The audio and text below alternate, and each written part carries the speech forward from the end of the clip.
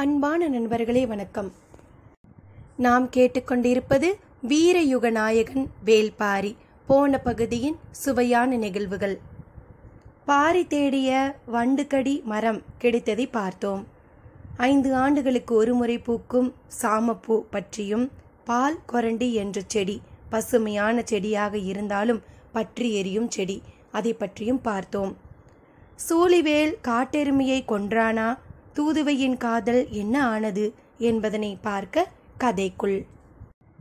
கிழவியின் கிண்டலை சூழிவேலால் தாங்கிக் கொள்ள முடியவில்லை. மறுநாள் அந்த மலை சரிவை நோக்கி மீண்டும் போனான். காட்டுக்கோழிகளின் கூவல் சத்தத்தை கடந்த அவனுக்கு கிழவி சொன்னது நினைவுக்கு வந்தது. ஏனோ காட்டுக்கோழியை பிடித்து பார்ப்போம் என்று தோன்றியது. மரக்கொப்புகளின் மீதேறி தாவி சென்று கொண்டிருந்தது. அது மீண்டும் பறக்கும் வேலைக்காக காத்திருந்தான் சூழிவேல். படபடத்து மேலெழுந்த காட்டுக்கோழி அவன் வீசிய கல்லால் சுருண்டு விழுந்தது. அதை போய் பார்த்துவிட்டு எடுக்காமல் போய்விட்டான். கிழவி நம்மை இவ்வளவு எளிதாக நினைத்து விட்டாளே என்று தோன்றியது. மாலையில் மந்தைக்கு திரும்பியதும் கிழவி அவன் அருகில் வந்தாள். கோழி எங்கே என்று கேட்டாள். நான் கோழியை அடித்துவிட்டேன் என்று சொல்வது வீரனுக்கு அழகல்ல. அதே நேரத்தில் கோழியை கூட பிடிக்க முடியாதவன் என்று இவள் நம்மை பற்றி நினைத்திருப்பதையும் மாற்ற வேண்டும். என்ன செய்வது என்று சிந்தித்தான். எரிந்த இடத்தில் கிடக்கிறது, வேண்டுமென்றால் போய் எடுத்துக்கொள் என்றான்.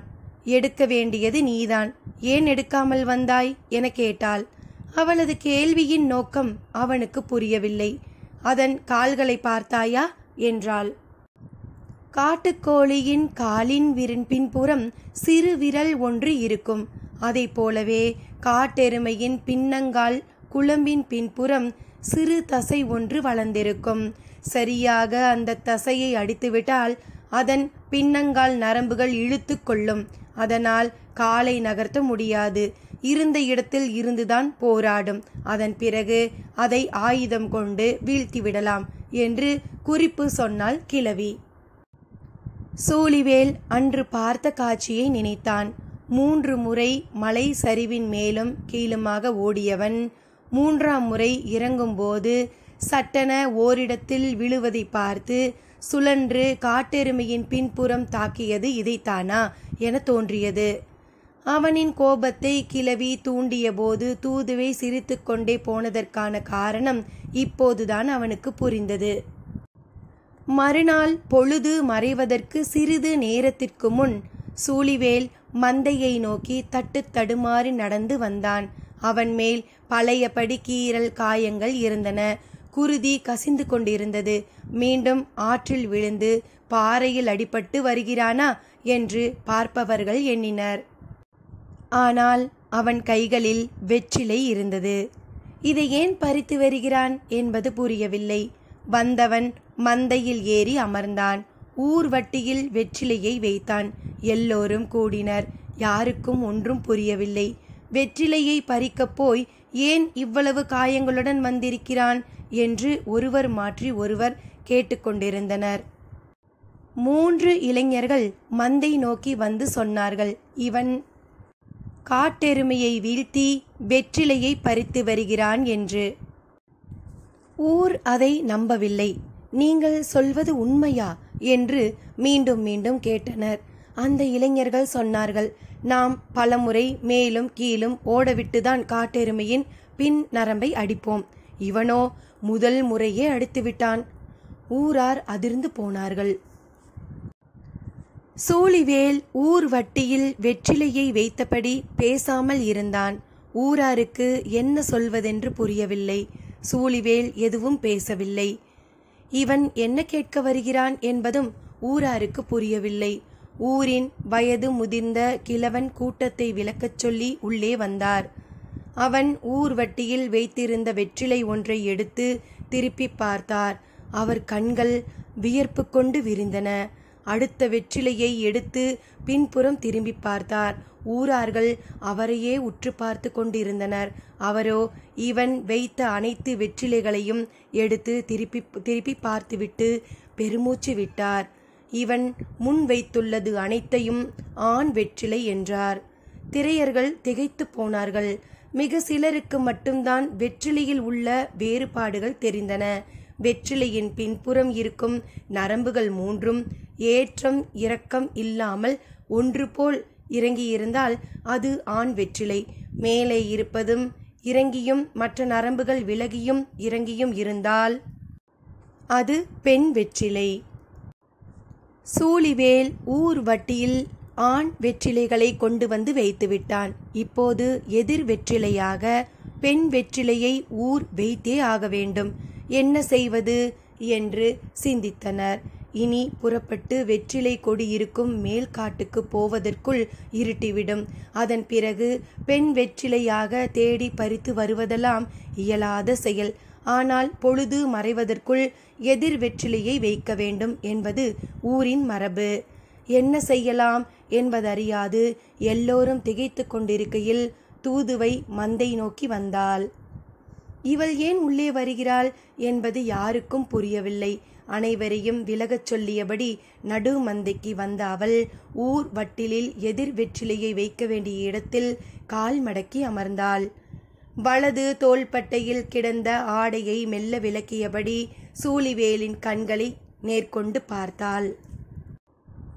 அவளின் தோளில் கரும் பச்சை நிற வெற்றிலை மச்சம் இருந்தது. அதற்குள் ஓடிய நரம்புகள் ஒன்று போல் இல்லாமல் இருந்தன. வியர்ப்படைந்த கண்களில் மகிழ்ச்சி பூக்கத் தொடங்கியது. ஊருக்கு பின்னங்கால் நரம்பில் அடிவிழந்து சரிந்தது போல் இருந்தது. எல்லோருக்கும் செய்தி புரிந்தது. திரையர்களுக்கு இணையான வீரன் என்பதை சூழிவேல் மெய்ப்பித்து விட்டான். இனி மறுத்து சொல்வதற்கு எதுவும் இல்லை. கொண்டாட்டம் தொடங்கியது. காட்டெருமையின் கரியை ஊன் சோற்றில் பிசைந்தனர் திரையர்கள். அந்த பெரும் கிழவன் மட்டும் கிழவியை முறைத்து பார்த்தபடி போனான். காட்டெருமையோ வெற்றிலையோ பின்னால் இருக்கும் நரம்பில்தான் எல்லாம் இருக்கிறது என்று சொல்லிக் கொடுத்தவள் அவளாகத்தான் இருக்கும் என்பது அவருக்கு புரிந்தது. ஊன் சோறு பரிமாறப்பட்டது. பச்சை கொடி பற்றி எரிய, பறக்கும் பறவைகள் மயங்கி சரிய, அந்த இரவு முழுவதும் பெண் வெற்றிலையை விரும்பி உண்டான் சூழிவேல். ஆண் வெற்றிலையின் காரம் தூதுவைக்கு மிகவும் பிடித்திருந்தது. நாக்குக்குள் சுழலும் வெற்றிலை நாக்குகளை சுழற்றியது. சிவப்பேறிய இதழ்களுடன் பல இரவுகளை கடந்து ஒரு நட்பகலில் எவ்வியூர் வந்தடைந்தனர். பாரி கதையை முடித்தபோது இருள் சூழ்ந்து இறங்கத் தொடங்கியது. அவர்கள் எவ்வியூருக்குள் நுழைந்தனர். திரையர்களின் கதைதான் இவ்வளவு வேகமாக இழுத்து வந்தது. இல்லையென்றால் நாம் ஊரடைய நள்ளிரவு ஆகியிருக்கும் என்றான் பாரி. கதையின் மயக்கத்திலிருந்து மீளாதவராக கபிலர் இருந்தார். பாரி சொன்னான், இது எத்தனையோ தலைமுறைகளுக்கு முன் நடந்த கதை. அதன் பிறகு திரையர்களும் வேளிருக்குமான திருமண உறவுகள் பெரிதாக நடக்கவில்லை. காரணம், அவர்களின் நாடு இந்த மலைத்தொடரின் ஏதோ ஓர் எல்லையில் இருக்கிறது. எப்போதாவது ஒரு முறை ஊர் வழிபாட்டுக்கு வந்து அழைத்து செல்வார்கள் என்று என் தந்தை சொல்வார். அதுவும் அவரது தந்தையார் காலத்துக்கு பிறகு வரவில்லை என்பார். நிலப்பரப்பால் ஏற்பட்ட இடைவெளி அல்லவா? ஆம், ஆனால் உயிருக்குள் கலந்துவிட்டால் நிலவியல் இடைவெளியால் என்ன செய்ய முடியும் என்றான் பாரி. அவன் சொல்ல வருவது கபிலருக்கு புரியவில்லை. இளையவளை நன்கு கவனித்து பார்த்திருக்கிறீர்களா என்று கேட்டான். சங்கவையா? ஆம். என்ன? சின்ன புன்னகையுடன் பாரி சொன்னான். அவளின் வலது தோள்பட்டையின் முன்புற கரும்பச்சை மச்சம் ஒன்று இருக்கிறது. அவள் வளர்ந்து பெரியவளானால் அது வெற்றிலையின் வடிவம் கொள்ளும். கபிலர் திகைத்து போனார். என்ன சொல்வதென்று தெரியவில்லை. வாய் மட்டும் முணுமுணுத்தது. கதைகள் ஒருபோதும் முடிவதில்லை. அத்தியாயம் 29. பாண்டியன் மாளிகை. கருநீலத்தில் ஏறியிருக்கும் மெல்லிய வெண்ணிறம் போதுமான அளவுக்கு இல்லை. சற்றே அதிகப்படுத்தச் சொன்னான் அந்துவன். அவன் சொன்னபடி ஓவியர்கள் நிறத்தை கூட்டிக் கொண்டிருந்தனர். அன்னார்ந்து பார்த்து கொண்டிருந்தவன் இளைப்பாறலாம் என தேவாங்கின் கூண்டு அருகே உட்கார்ந்து சிறு குச்சியால் அவற்றை அடிக்கப் போவதைப் போல் ஓங்கினான். அவை இங்கும் அங்குமாக ஓடி அலைக்கழிந்தன. மீண்டும் மீண்டும் அப்படியே செய்தான். அந்துவனின் மனம் அமைதியற்று இருந்தது. மீண்டும் அண்ணார்ந்து பார்த்தான். ஓவியர்கள் அவன் சொன்னதைப் போல வெண்ணிறத்தை சற்றே கூட்டியிருந்தனர். ஆனாலும் அவனுக்கு நிறைவாய் இல்லை. மனம் தத்தளித்து கொண்டிருந்தது. இந்த பெருவிழாவின் முதல் நிகழ்வான வெற்றிலை மாற்றி மணமுடிக்க வாக்களிக்கும் நிகழ்வில் அரண்மனை கணிகனான தான் இல்லாததை அந்துவனால் தாங்கிக் கொள்ள முடியவில்லை. மனம் அலைமோதியது. கூண்டுக்குள் இருக்கும் தேவாங்குகளையும் அதே போல அலைமோத வைத்தது. அரண்மனை கணியன் ஏன் வரவில்லை என கேள்வி எழுப்பப்பட்டிருக்குமா? அதற்கு திசைவேலர் என்ன பதில் சொல்லியிருப்பார் என சிந்தித்தான். மனதின் வலியும் புறக்கணிப்பின் வேதனையும் இன்னும் அதிகமாகின.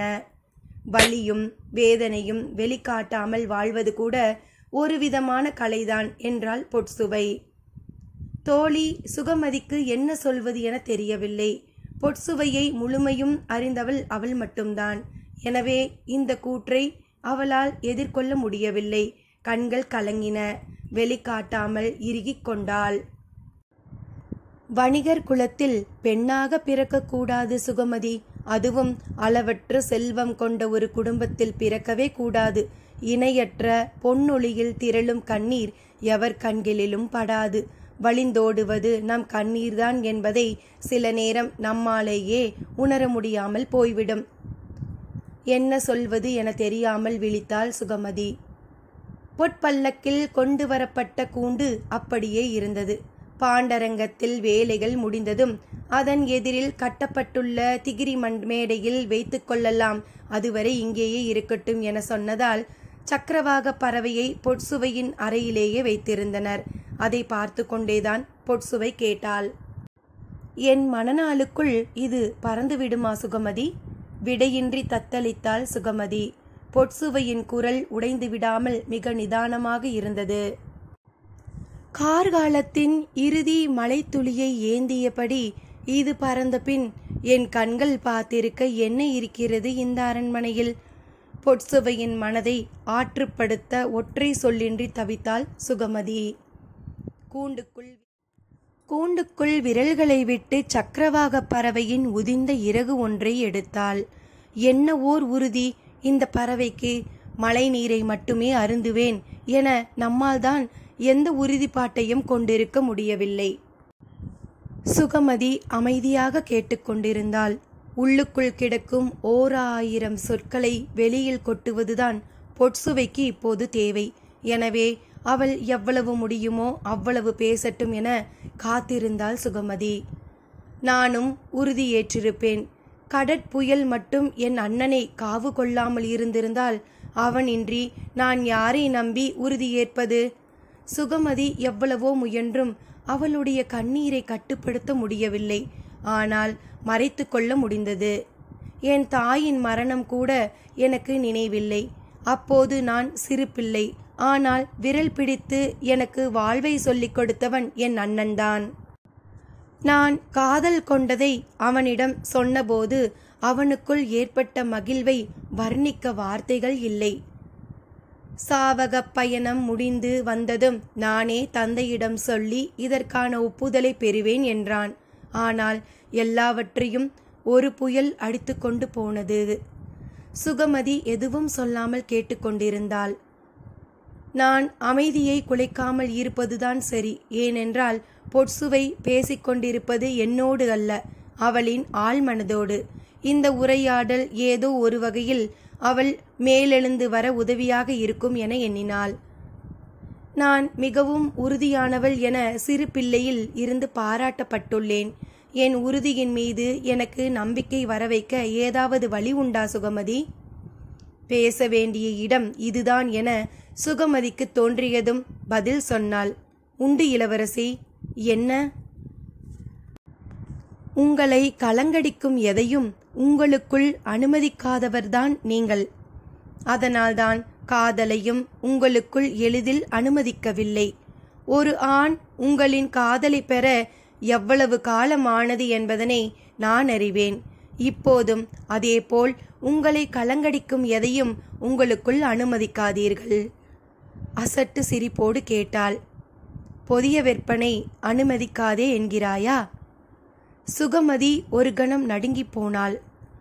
நான் எண்ணங்களை சொல்கிறேன், அலைக்கழிக்கும் நினைவுகளை சொல்கிறேன்.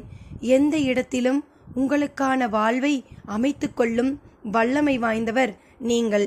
இசையும் இலக்கியமும் இருக்கும் வரை உங்களுக்கான உலகை யாராலும் தட்டி பறித்துவிட முடியாது.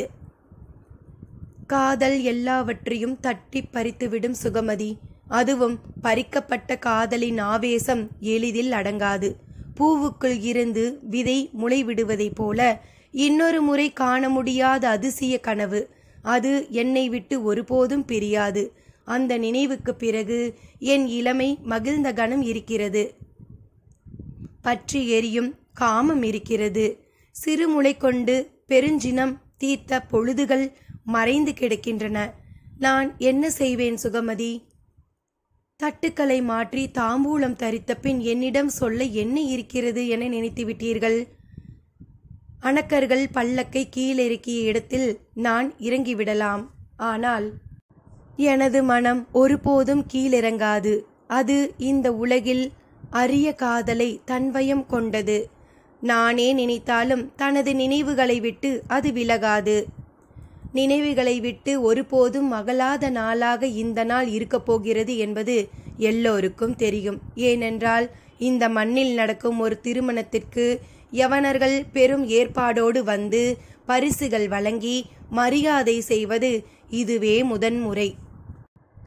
நூற்றாண்டுகளுக்கும் மேலாக நீட்டிக்கும் இந்த வணிகத்தில் இன்றைய நாள் மிகவும் முக்கியமானது. யவன பெருவணிகன் வெஸ் பாணியன் தலைமையில் அவர்கள் அணிதிரண்டு வந்துள்ளனர். அரச பிரதிநிதிகள், வணிகர்கள், துறைமுக பொறுப்பாளர்கள் என பலரும் 6க்கும் மேற்பட்ட நாவாய்களில் வந்து இறங்கினர். மிக முக்கியமாக ஹிபாலஸ் வந்துள்ளான். கடல் பயணத்தின் சாகச தளபதி என யவனர்களால் கொண்டாடப்படுபவன். அவன் வருகை துறைமுகங்களில் தனித்த விழாவாக கொண்டாடப்படும் என்று கடலோடிகள் சொல்வார்கள். கொட்கையில் வந்து இறங்கிய எல்லோரும் மதுரைக்கு அருகிலுள்ள யவனசேரியில் நன்றாக ஓய்வெடுத்து தங்களின் முறைப்படி இந்த திருமணத்தை கொண்டாடி கழிக்க அரசு மாளிகைக்குள் நுழைந்தனர். வட்டுடை வீரர்கள் புடைசூழ யவன பேரழகிகள் கைகளில் பரிசு தட்டை ஏந்தி வர வெஸ்பானியன், ஹிபாலஸ், கால்பா, பிலிப், எபிரஸ், திரேஷியன் என பலரும் வந்தனர். அரண்மனையின் நடு மண்டபத்தில் அவர்களின் வருகையை எதிர்பார்த்து பேரரசரும் சூழ்கடல் முதுவனும் வீற்றிருந்தனர். மதுரையின் எல்லா திசைகளிலும் இரவு பகலாக கொண்டாட்டங்கள் தொடர்ந்து கொண்டிருந்தன. யவனர்கள் வந்து இறங்கியதிலிருந்து கொண்டாட்ட பேரொளியை கேட்டுக்கொண்டுதான் இருக்கிறார்கள். ஆனால் இவையெல்லாம் அரண்மனைக்குள் நடக்கும் கொண்டாட்டத்திற்கு ஈடாகுமா? அவர்கள் நுழைந்த கணத்திலிருந்து இன்றைய நாள் கொண்டாட்டம் தொடங்கியது. தங்களுக்கான வரவேற்பை ஏற்றுக்கொண்ட பின் வெஸ்பானியன் அறிவித்தான். இந்த திருமணத்தை முன்னிட்டு எம் அரசர் பொன் நாணயம் ஒன்றை வெளியிட்டுள்ளார். உங்களின் அதிசிறந்த உயிரினமான யானையை அதில் பொறித்துள்ளார். அந்த நாணயத்திற்கு மீனாள் என பெயர் சூட்டி இந்த பாண்டிய அரசை பெருமைப்படுத்தியுள்ளார் என அறிவித்து தங்கத் தட்டிலுள்ள நாணயங்களை பேரரசின் முன்னும் சூழ்கடல் முதுவனின் முன்னும் நீட்டினார். அவர்கள் வியப்பு குறையாமல் அதை நீண்ட நேரம் பார்த்தனர். நாட்சதுர வடிவின் நடுவே அச்சு பதிக்கப்பட்ட யானை ஒன்று ஒளி வீசி மின்னியது. அதன் மேல் மீனாள் என யவனத்தில் எழுதியிருந்ததை சூழ்கடல் முதுவன் வாசித்து சொல்ல அகமகிழ்ந்தார் பேரரசர். அந்த நாணயங்களை தன் இரு கைகளாலும் அள்ளி அவையை நோக்கி வீசினார். உற்சாக பேரொளி எங்கும் எதிரொலித்தது. 100 கால் மண்டபத்தின் ஆடலரங்கு இதுவரை இல்லாத பேரலங்காரத்தை கொண்டிருந்தது. விருந்தினர்கள் முப்புறமும் இருந்து மேடையை பார்த்தபடி அமர்ந்தனர். மேடையின் முன்னெற்றியில் 4 வகை முரசுகள் வைக்கப்படுவதற்கான கட்டில்கள் முதலில் கொண்டு வரப்பட்டன. அதன்பின் வட்ட வடிவ முறிகள் கொண்டு வரப்பட்டன. அவற்றை தொடர்ந்து முரசங்களை எடுத்து வந்தனர். தன்னந்தனியாக ஒற்றை மனிதன் ஒழுங்கற்ற ஆடையை அலங்காரமாக போர்த்தி கொண்டு உள் நுழைந்தான். உள் நுழையும் கட்டியங்காரனை பற்றி மொழிபெயர்ப்பாளர்கள் யவனர்களுக்கு அறிமுகம் செய்தனர். அரங்கில் நுழைந்தவன் 4 முரசுகளும் வைக்கப்பட்டிருந்த கட்டில் கால்கள் எந்தெந்த நாட்டின் காவல் மரங்களை வெட்டி எடுத்து செய்யப்பட்டவை என பட்டியலிட்டான். பேரரசின் வீரம் போற்றும் வரலாறு முரசு கட்டிலின் கால்களிலிருந்து தொடங்கியது. கூட்டத்தினரின் உற்சாகப் பேரொளி எங்கும் எதிரொலித்தது. திரி முறுக்கிக் கட்டப்பட்ட வட்ட வடிவ முறிக்கட்டில் கால்களில் நடுவில் வைக்கப்பட அதன் மீது முரசின் அடிப்பகுதி பொருத்தப்பட்டது. எத்தனை நாட்டு அரசியர்களின் கூந்தலை அறுத்து திருகிய முறி இதுவென கட்டியங்காரன் சொன்னபோது அரங்கு அதிர்ந்து குலுங்கியது. அவன் சொல்லும் பெயர் பட்டியல் நீண்டபடியே இருக்க அரங்கின் அதிர்வோசை மேலும் மேலும் கூடியது. அந்த போர்களின் வெற்றிகளுக்குப் பின்னர் நிகழ்ந்த கொண்டாட்டங்கள் அரங்கினுள் மீண்டும் நிகழத் தொடங்கின. மலை, ஆறு, நாடு, ஊர், யானை, குதிரை, மாலை, முரசு, கொடி, ஆணை என பாண்டிய பேரரசின் 10 பெரிய அடையாளங்களுக்கான திருப்பெயர்களை வரிசைப்படுத்தி வணங்கினான் கட்டியங்காரன். சூழ்கடல் முதுவனுக்கு ஆடல்களை காண்பதில் பெரிதாக ஆர்வமில்லை. வந்ததிலிருந்து பாண்டிய நாட்டின் மகா கணியன் திசைவேலரை சந்தித்து உரையாட வேண்டும் என்பதில் விருப்பத்தோடு இருந்தார். தாம்பூலம் தரித்த நாள் அன்று சந்தித்து வணங்கி கொள்ளத்தான் நேரம் கிடைத்தது. பேசிக்கொள்ள முடியவில்லை. இந்த நேரத்தை அதற்கு பயன்படுத்தலாம் என எண்ணியவர் உதவியாளர்களிடம் அவரின் மாளிகைக்கு அழைத்துச் செல்ல உத்தரவிட்டார். அரண்மனையின் தென்திசை மாளிகையில்தான் அவர் தங்கியிருந்தார். மாளிகையின் மேல் மாடத்தில் ஒளிரும் விண்மீன்களை பார்த்தபடி இருந்த திசைவேலரை மேல் மாடம் சென்று வணங்கினார் சூழ்கடல் முதுவன். திசைவேலர் அவரை ஆரத் தழுவி வரவேற்றார். ஆடல் அரங்கில் இருக்க வேண்டிய நேரத்தில் என்னை காண வந்திருக்கிறீர்கள் என்றார். ஆடல் மகளிரை எங்கும் பார்க்கலாம், திசைவேலரை இங்கு மட்டும்தானே பார்க்க முடியும். புன்முறுவல் பூத்தபடி இருவரும் இருக்கையில் அமர்ந்தனர். இந்த விரிந்த வானத்தை எங்கும் பார்க்கலாம், ஆனால் இத்தனை கலைஞர்கள் பங்கெடுக்கும் ஆடல் நிகழ்வை இந்த அரங்கில்தானே பார்க்க முடியும். நீங்கள் ஏன் அங்கு வராமல் இங்கு அமர்ந்திருக்கிறீர்கள் என எதிர் வினாவை எழுப்பினார் சூழ்கடல் முதுவன். திசைவேலரின் உதட்டில் மெல்லிய சிரிப்பு ஓடியது. இருவரும் எதிரெதிர் இருக்கையில் அமர்ந்திருந்தனர். எங்கிருந்தும் வானத்தை பார்க்கலாம், ஆனால் எங்கிருந்து பார்க்கிறோம் என்பதுதானே முக்கியம். நீங்கள் இருக்கும் இடத்திலிருந்து வானத்தை பார்க்கும் கோணமும் நான் இருக்கும் இடத்திலிருந்து வானத்தை பார்க்கும் கோணமும் வெவ்வேறானவை.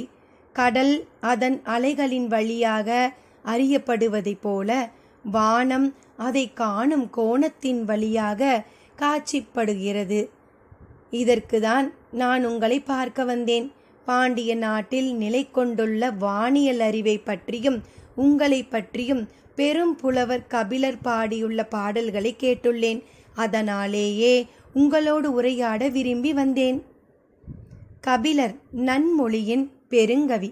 அவருக்கு ஏனோ வானியல் மட்டும் வசப்படவே இல்லை. கோள் மீன்களையும் நாள் மீன்களையும் பற்றி நானும் எவ்வளவோ சொல்லியுள்ளேன். ஆனாலும் அவரது ஐயங்கள் தீர்ந்தபாடில்லை. ஆனால் அவர் படைத்த கவிதைகளை கொண்டுதான் பலரும் என்னை அறிந்து கொள்கின்றனர். அறியாதவரை கொண்டு அறியப்படுதல் சற்றே நாண செய்கிறது என்றார் திசைவேலர். கபிலர் மூலம் உங்களை அறிந்தேன் என சொல்வது அவருக்கு மகிழ்வை தரும் என்று அல்லவா நினைத்தேன். இப்படி ஆகிவிட்டதே என சற்றே அதிர்ச்சி அடைந்தார் முதுவன். ஆனாலும் வெளிக்காட்டிக் கொள்ளாமல் சொன்னார். நான் செல்லும் எல்லா நாடுகளிலும் காலக்கணியர்கள் இருக்கிறார்கள்.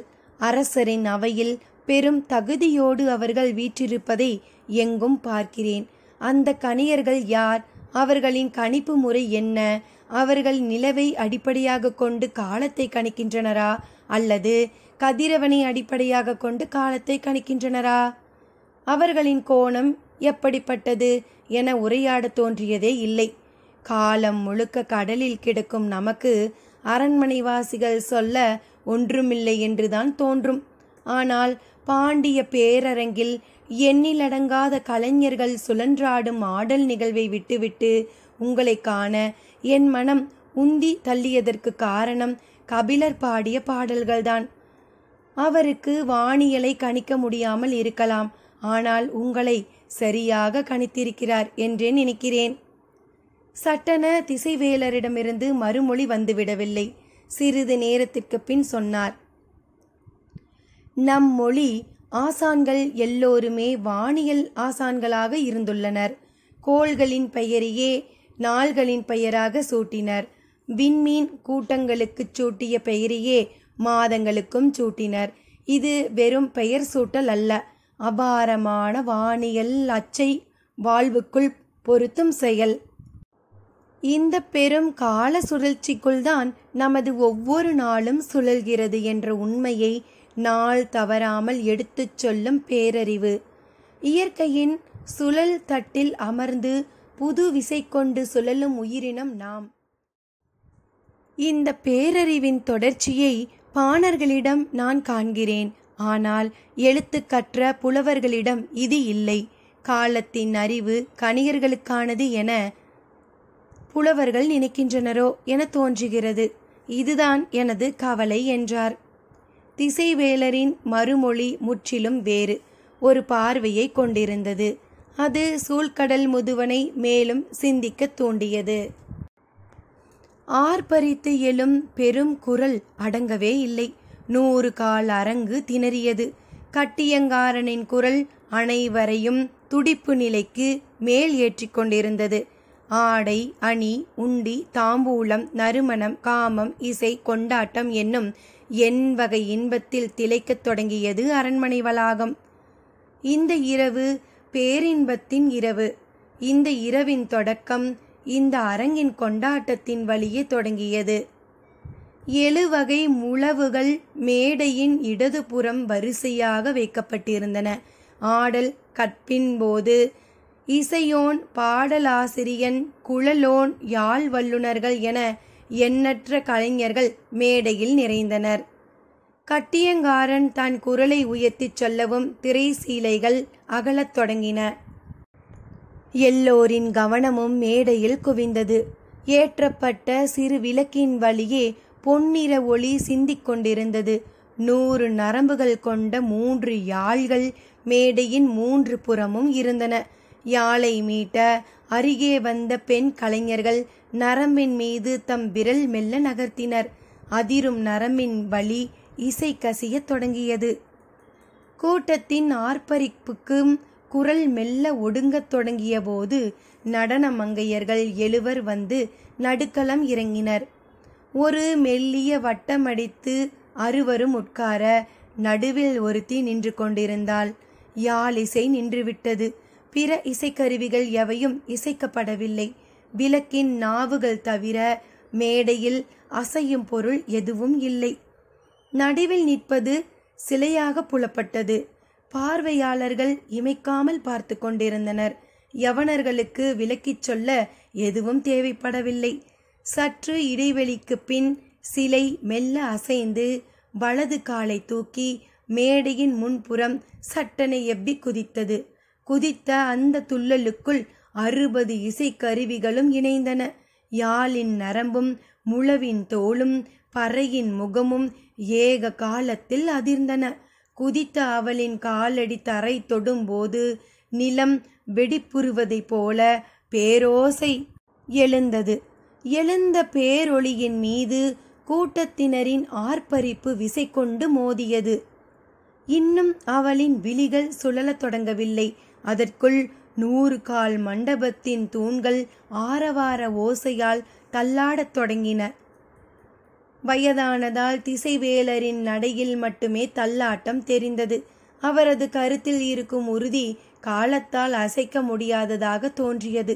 அவரிடம் கேட்க எவ்வளவோ இருந்தும் மிக முக்கியமான கேள்வியை மட்டும் கேட்டார் சூழ்கடல் முதுவன். யவனர்கள் ஒரு நாளை 24 பகுதியாக பகுக்கின்றனர். காலவட்டத்தை 12 ஆண்டுகள் என வகுக்கின்றனர்.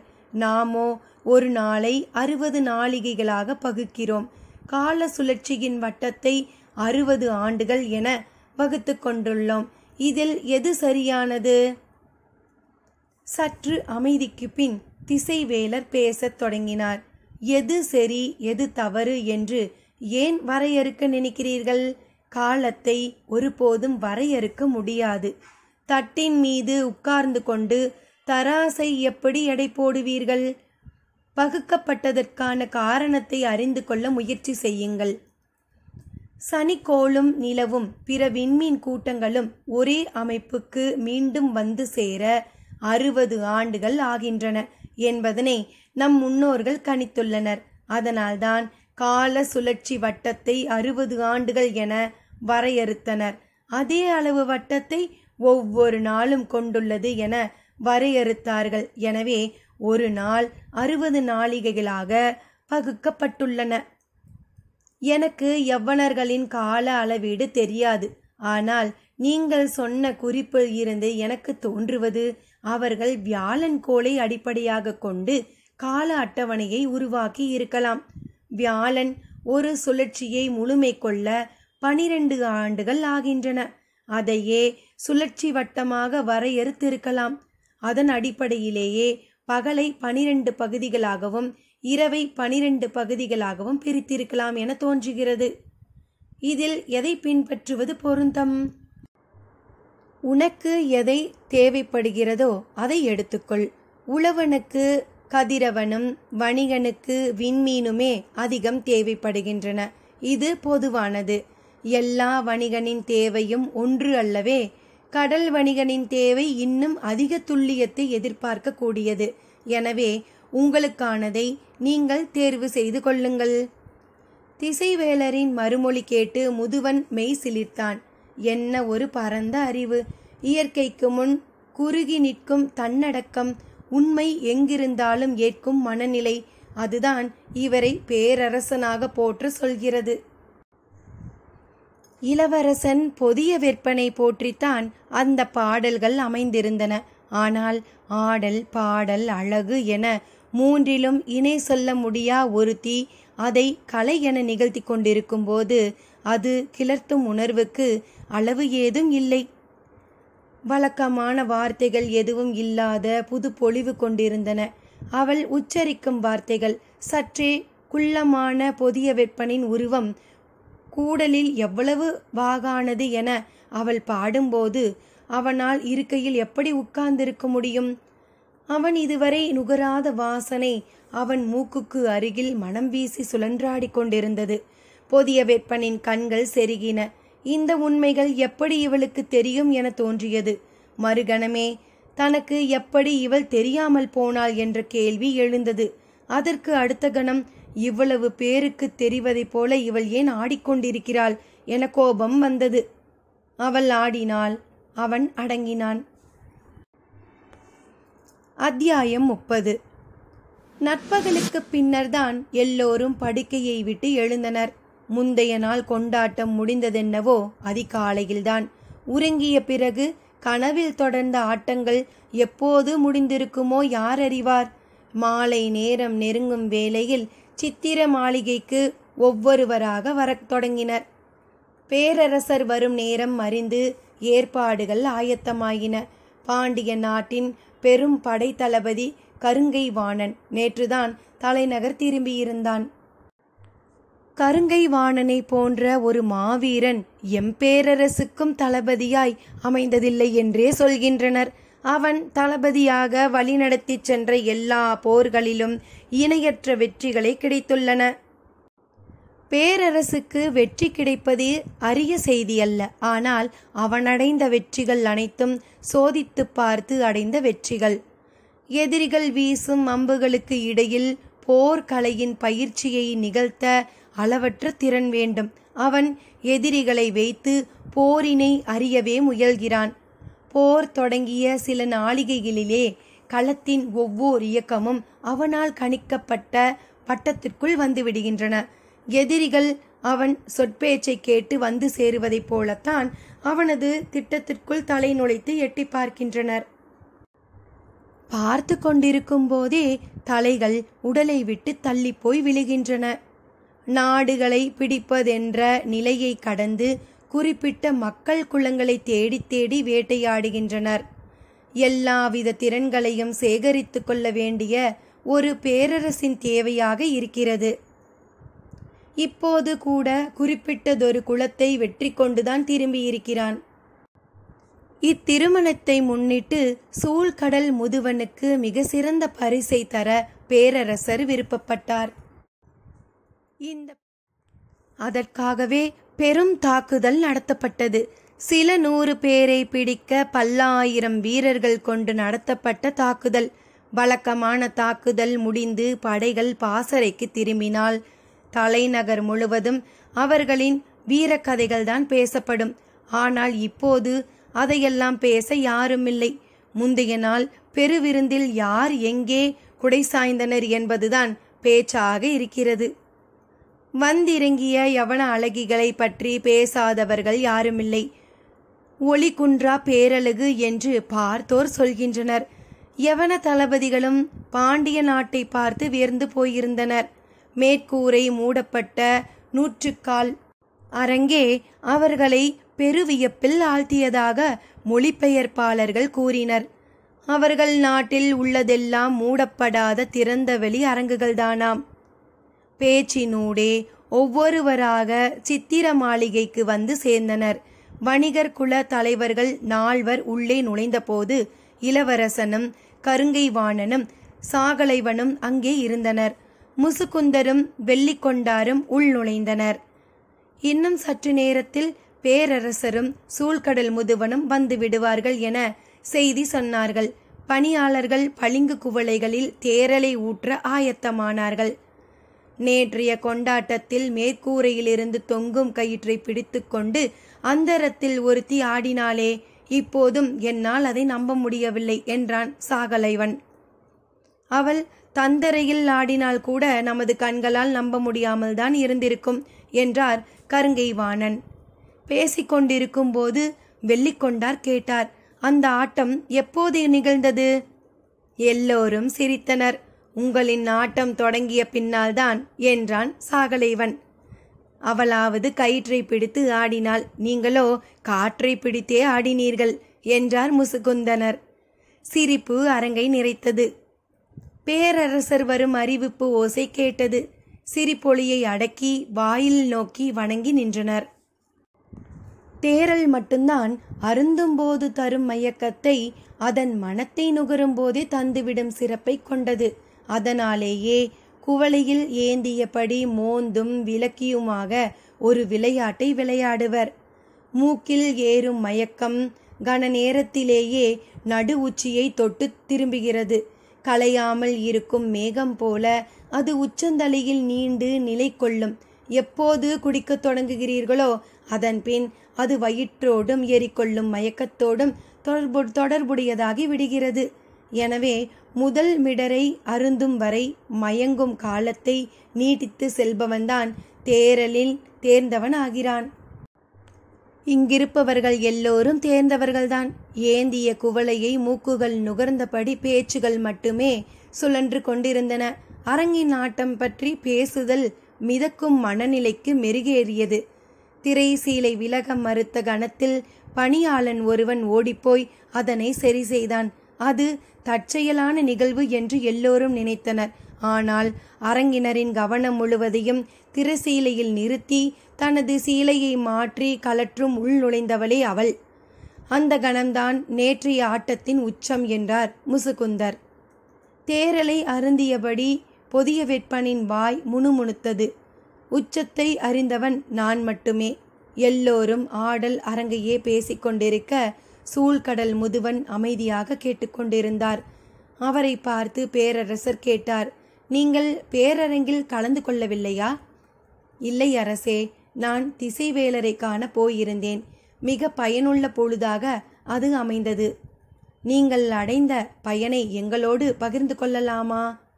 யவனர்களுக்கும் நமக்குமான வானியல் வேறுபாட்டை பற்றி பொருத்தமானவரிடம் உரையாட வேண்டும் என நீண்ட நாள் நினைத்திருந்தேன். அது நேற்றுதான் நிறைவேறியது. திசைவேலர் வானியலின் பேராசான், நீங்களோ கடல் வணிகத்தின் பெருமுதுவன். இருவரும் உரையாடினால் எவ்வளவு அறிவார்ந்த உரையாடலாக அது இருந்திருக்கும். எனக்கு கேட்க வாய்ப்பின்றி போனதே.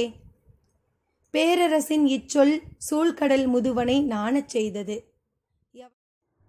யவனர்கள் பெரும் பேரரசை ஆண்டு கொண்டிருப்பவர்கள். நம்மை அவர்களோடு ஒப்பிட முடியாது. ஆனாலும் இருவருக்கும் நிறைய ஒற்றுமைகள் உண்டு. அப்படித்தானே முதுவரே என்று கேட்டார் முசுகுந்தர்.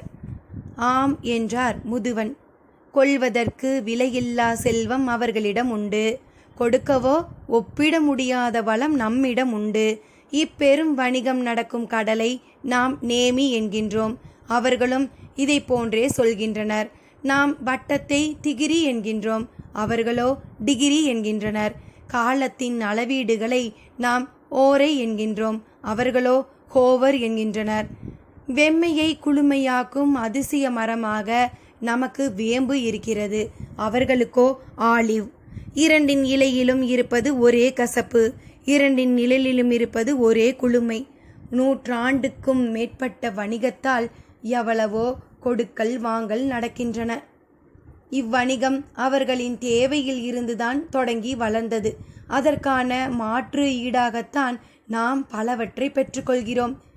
அந்த தொடக்க கட்டத்தில் இருந்து நாம் வெகு தூரம் முன்னோக்கி வந்துவிட்டோம். இப்போதைய நிலையில் கடல் வணிகத்தில் நமது கை ஓங்க வழி என்ன என கேட்டார் முசுகுந்தர். கற்பனைக்கான மயக்கத்திற்கு இப்போது தேரலோ நேற்றைய ஆட்டத்தின் நினைவோ தேவைப்படவில்லை. வணிகத்தின் பெருங்கனவே போதுமானதாக இருந்தது. கனவென்பது உண்மையின் மீது அகலாத திரையைப் போல படிந்தே கிடக்க வேண்டும். காதலுக்கு தான் அத்தகைய கனவை உருவாக்கும் வல்லமை உண்டு.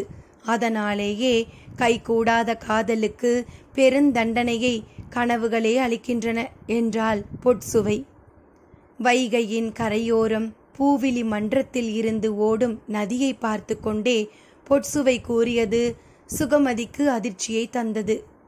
சக்கரவாக பறவை கடலின் குறியீடாக மட்டுமல்ல, காதலின் குறியீடாகவும் இருக்கிறது. எனவே அவ்விடம் விட்டு வெளியில் வருதல் நலம் என தோன்றியதால் வைகை கரைக்கு அழைத்து வந்தாள் சுகமதி. நதி கனவோடும் காதலோடும் கலந்த ஒன்றல்லவா? அதுவும் வைகை.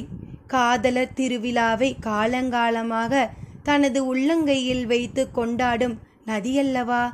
இங்கு வந்தால் வேறு எதன் நினைவு வரும் என்று நீ நினைத்தாய் என கேட்டாள் பொற்சுவை. வைகையை தமிழ் நதி என்றுதானே புலவர்கள் அழைக்கின்றனர். அதனால் உங்களின் நினைவு இலக்கியத்தின்பால் செல்லும் என நினைத்தேன் என்றாள் சுகமதி. இலக்கியமும் காதலும் வெவ்வேறா சுகமதி என கேட்டவள் கூறினாள். நீ கப்பலுக்குள் இருக்கும் நீரணி மன்றத்தில் நாட்டியம் பார்த்திருக்கிறாயா? ஒரே ஒரு முறை மணிவாய் தீவுக்கு போகும்போது உங்களோடு சேர்ந்து பார்த்திருக்கிறேன். அப்போது என்ன நடந்தது என்று நினைவுபடுத்திப்பார். நடனமாடுபவளின் கால்களை நாம் வியர்ந்து பார்த்து கொண்டிருப்போம். ஆனால் அதைவிட அதிகமாக நாம் ஆடிக்கொண்டிருப்போம். எது நடனம் என்ற குழப்பம் இருந்து கொண்டே இருக்கும். இலக்கியமும் காதலும் அப்படித்தான். எது இலக்கியம் எது காதல் என்பதனை பிரித்தறிய முடியாது. ஒன்றின் நிழலாக இன்னொன்று இருக்கும். ஆனால் எது நிழல் என்பதனை உறுதியாக சொல்ல முடியாது. சுகமதி வாயடைத்து போனாள். வைகையின் சிற்றலைகள் அடுத்தடுத்து வந்து பொற்சுவையின் கால்களை நினைத்து போயின. ஆடையின் கீழ் விளிம்பு முழுவதும் ஈரமானது. நேற்று ஆடலரங்குக்கு நீங்கள் ஏன் வரவில்லை என்றும் நீயாவது சொல்லி அழைத்து வர வேண்டாமா என்றும் பலர் என்னை கேட்டனர். நீ என்ன சொன்னாய்? பொட்சுவை மிக சிறந்த நடன மங்கை, யாருடைய ஆட்டத்தை பார்க்க வேண்டும் என்று அவருக்கு தெரியாதா என பதிலுக்கு கேட்டேன். மறுமொழியால் மகிழ்ந்த பொட்சுவை கேட்டாள், நான் சிறந்த நடன மங்கையா சுகமதி? இதில் என்ன ஐயம்? நீங்கள் ஆடிய ஆட்டத்தை கண்டு மயங்கியவன்தானே அந்த மாவீரன். கேலி சிரிப்பொன்றை உதித்தபடி பொட்சுவை கேட்டாள், நீ எதற்காக என்னை வைகை கரைக்கு அழைத்து வந்தாய்? இப்போது எதை நினைவூட்டுகிறாய் என கவனித்தாயா? அப்போதுதான் சுகமதிக்கு தான் செய்த தவறு புரிந்தது. நாக்கை மடக்கி கடித்தாள். தப்பிக்க முடியாது சுகமதி, நானும் நீயும் காதலை விட்டு ஒருபோதும் தப்பிக்க முடியாது. ஆடையின் கீழ் விளிம்பை நதி நீரும் கழுத்தின் மேல் விளிம்பை கண்ணீரும் கடந்து கொண்டிருக்கின்றன. நாம் என்ன செய்ய முடியும்? இப்படி ஒரு மயக்கம் உள்ளுக்குள் சுழல ஆரம்பித்தால் யார்தான் என்ன செய்ய முடியும்?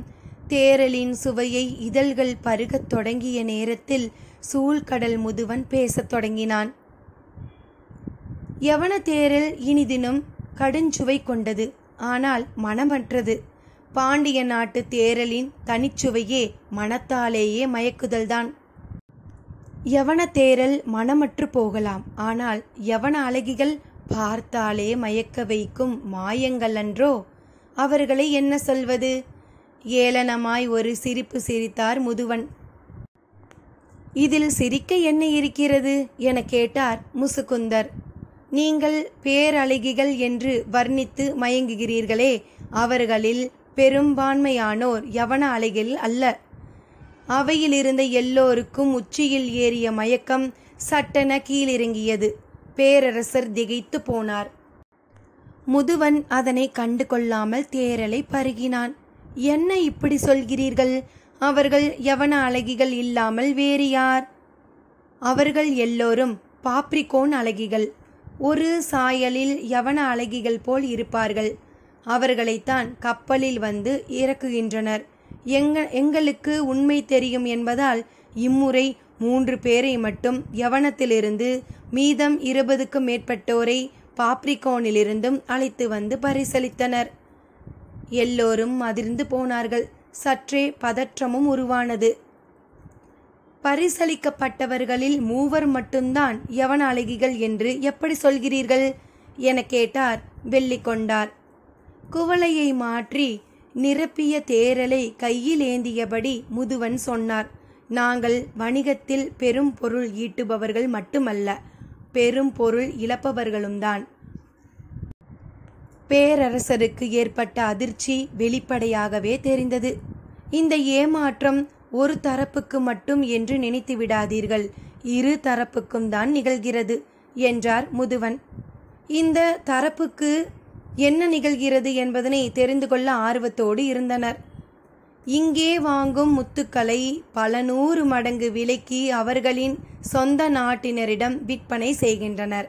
உங்களுக்கு தருவனவற்றில் நிறமும் மூக்கும் தான் வேறுபடுகின்றன. அவர்களுக்கு தருவனவற்றில் 100க்கு 100 வேறுபடுகின்றன. எல்லோரும் வாய்ப்பிழந்து கேட்டுக்கொண்டிருந்தனர். முதுவன் சொன்னான், இதுதான் வணிகத்தின் நியதி. விற்கப்படும் இடத்தில் முடிவாகும் விலை பொருளுக்கு மட்டுமல்ல, அதை பற்றிய அறியாமைக்கும் சேர்த்துதான். பல 100 மடங்கு அதிகப்படுத்தி விற்கிறார்கள் என்றால் அதை ஏன் அவர்கள் மட்டும் பெற வேண்டும்? இவ்வணிக பாதையின் கட்டமைப்பை கையில் வைத்திருப்பது அவர்கள்தானே. அவர்கள் வைத்துள்ள கட்டமைப்பு என்ன என்பதனை சற்று விளக்கமாக சொல்லுங்கள். அதன் பின் நாம் என்ன செய்யலாம் என்பதனை பற்றி சிந்திக்கலாம் என்றார் முசுகுந்தர். இனிமேல் சிந்திக்க என்னடி இருக்கிறது?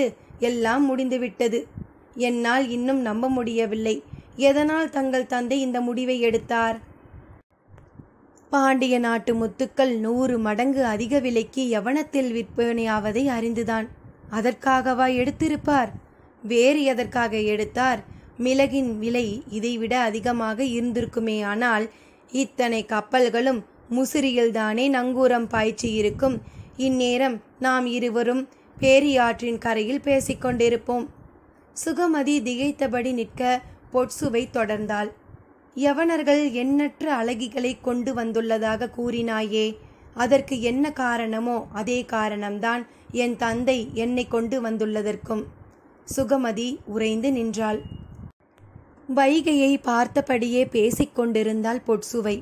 ஓடும் நீருக்குள் உறங்கும் நதி என்று மனதுக்குள் ஒரு வரி தோன்றுகிறது. அதுதான் பெண் எனவும் தோன்றியது. சுகமதி அமைதியாக கேட்டுக்கொண்டிருந்தாள். பொற்சுவை சுகமதியை பார்த்து கேட்டாள், என்ன சுகமதி, பேச்சற்று போனாய்? இல்லை, ஒன்றுமில்லை என சொல்லி தனது உணர்வை மறைக்க பார்த்தாள். நீயும் நானும் மட்டுமல்ல, இப்பூவிலி மன்றத்தில் வந்து நின்ற எல்லா பெண்களின் கண்களும் இப்படி கலங்கித்தான் இருந்திருக்கின்றன. அதை வைகை அறியும். நேற்று மணமுடி கொடுத்து வெற்றிலை மாற்றும் அரங்கில் என்னவெல்லாம் இருந்தன என்பதனை நீ கவனித்தாயா? எல்லாவற்றையும் சுகமதி பார்த்து கொண்டுதான் இருந்தாள். ஆனால் பொற்சுவை எதை கேட்கிறாள் என தெரியவில்லை. அப்படி பொற்சுவை எதை கேட்கிறாள், மேலும் அவளது மனதை கவர்ந்தவன் யார் என்பதனை தொடர்ந்து கேட்போம் சிறிது இடைவெளியில். நன்றி நண்பர்களே.